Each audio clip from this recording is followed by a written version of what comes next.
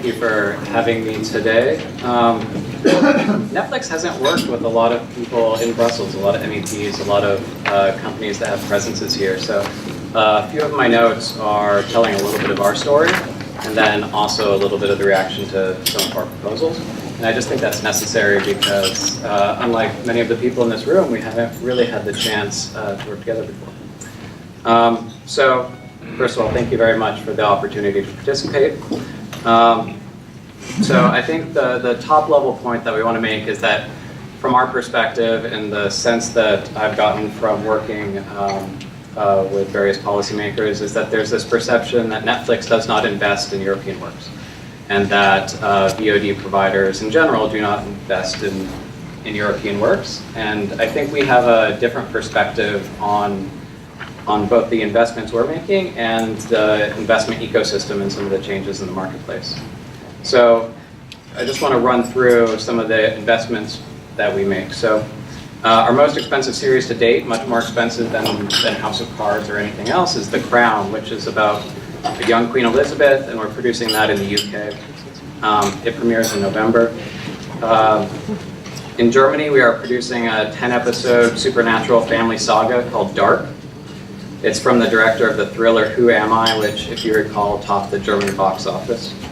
In Spain, we are producing Cable Girls, which is a series set in Madrid in the 1920s, centered on 4 women with different backgrounds who all work as operators at Spain's first telephone exchange.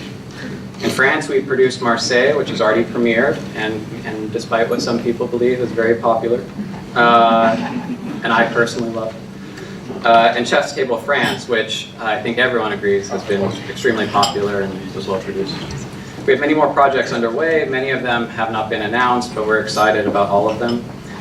In addition to producing ourselves, we also work with broadcasters on co-productions. The first content that we ever marketed as a Netflix exclusive, even before House of Cards, was Lilyhammer, which was produced by NRK in Norway, and we worked with NRK on Lilyhammer's subsequent 2 series. In Italy, we are co-producing a series which continues the story of the film Suburra from Rai Cinema in partnership with Rai and the producer behind Sky Italia's Gomorrah, who we're very excited to work with, and we're very excited about that series.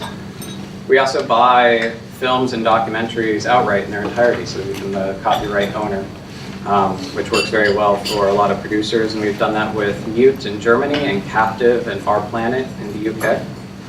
And finally, we license for global or near global distribution from European rights holders, which effectively opens up markets that were not accessible previously to European rights holders and expands their market and the market that they can sell into. And examples that many may be familiar with are Peaky Blinders from the UK, Rita and The River from Denmark, Rebellion from Ireland, and A Very Secret Service from France. The last of these, A Very Secret Service, which is it's a personal favorite of mine. It's this strange, satirical spy series set in the Cold War that was commissioned by Arta. It premiered last year, and this year we licensed it globally. And if you take away nothing else, I encourage you to watch it. It's such an incredible series. So in January, when we actually last worked out this figure, because we don't budget by territory or region, we just try and find the best content that we can find and try and produce the best content that we can produce. When we last worked out our figure of our total commitment to European content and productions about 10 months ago, we were already in the multiple hundreds of millions of euros. And so that is, we weren't even stuck in some European markets at that point. And we only really offered a local Polish service last week. Previously, they only had in Poland available an English language service, which is really a suboptimal experience. So we're still very much growing. With that background, there are just a couple points that I want to make about the Commission's proposal, which the Parliament is now considering.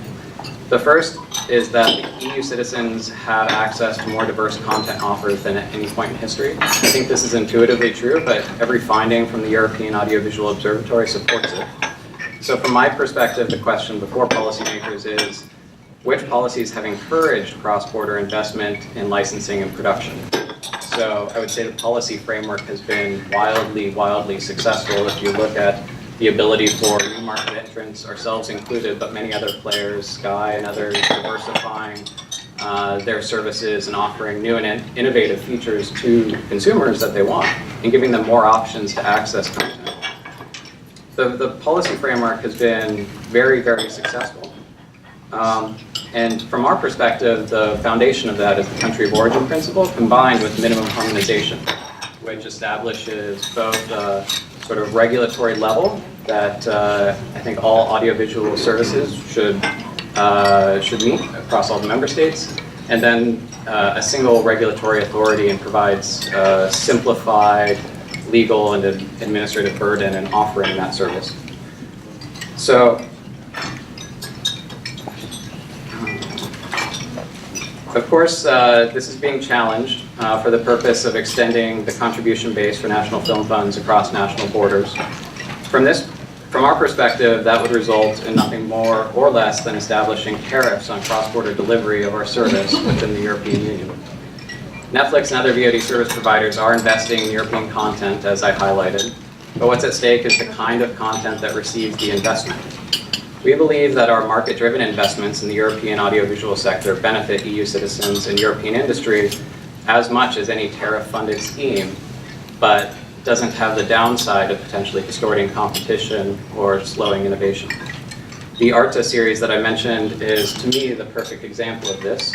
It cost the producers 500,000 euros per 30-minute episode, which is extraordinary for the French market. But the producers are taking a big bet that by increasing the quality of productions in France, they can be more successful in other markets and globally. That's Netflix's strategy as well. It's very much a strategy focused on quality over quantity. And so we want to focus on directing as much of our investment into high-quality productions wherever they may come from and whoever may produce them that will attract a large, enthusiastic global audience. All that said, I honestly do appreciate the concerns that everyone has raised with me, and I think everyone at Netflix appreciates those concerns. I hope that we can work together collaboratively on a solution that preserves the country of origin principle, and that is driven more by market demand for European works, which is high, exactly the reason that a very secret service has been successful in so many places, and so many of our European productions have been so successful all around the world.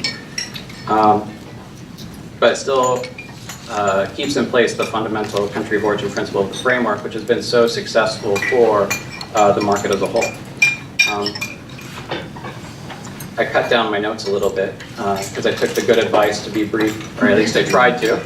But with that, thank you for the time, and I hope we have a great roaring discussion later.